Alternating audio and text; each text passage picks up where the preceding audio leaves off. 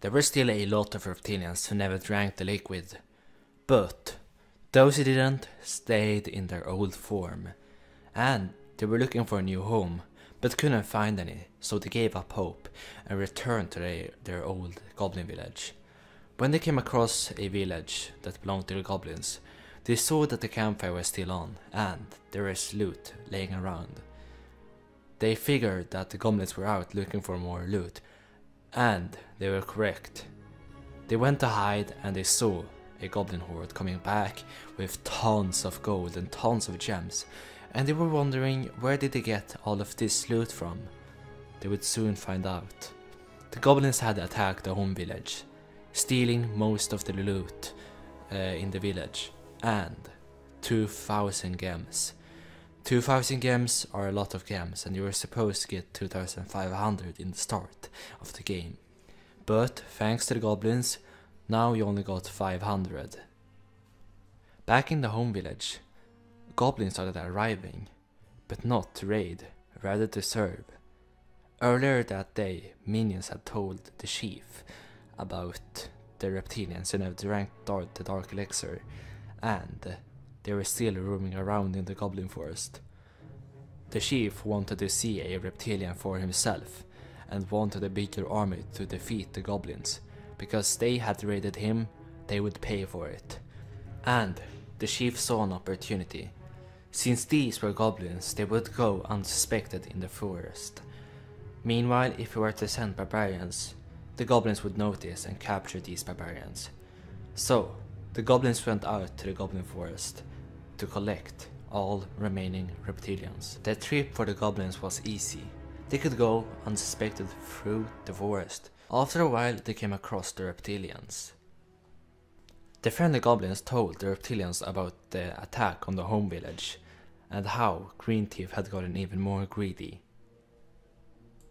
This only angered the reptilians, and most of them followed the friendly goblins back to the home village. Meanwhile, a few stayed. They were so angry that they would confront Green Thief himself. They managed to confront him, but this only made Green Thief hate reptiles even more. Green Thief would now hunt down every single remaining reptile that he could find, and they would serve the same fate as their brothers. They would become slaves under Green Thief's rule. When the reptiles arrived in the home village, they were greeted by the chief himself, and they started liking it there. It was like the goblin village used to be, a friendly and happy place. But the reptiles, they wouldn't stay for long. A lot of them saw an opportunity. They would distract the goblins by fighting them. And they went back to the forest to fight the goblins. The goblin wars had just begun. The distraction from the reptiles worked. Green Thief was now focused on the reptiles only, and he never thought the home village would rise again, rise for revenge. But he was wrong. The chief had upgraded to Town Hall 7.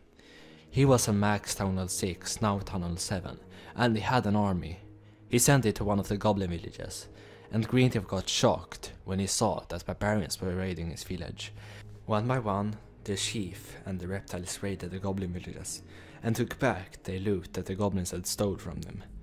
Soon, the chief himself stood at the doorstep to Sherbet Towers, where Green Thief were hiding, and he launched the attack.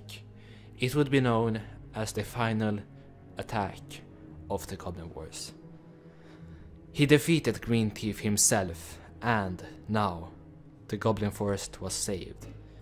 As a result of the war, the chief took control over the Goblin Forest, and the reptiles and the goblins started living together again, as they used to, but now under the control of the chief himself. And that's the story of the Goblin Wars and the reptiles.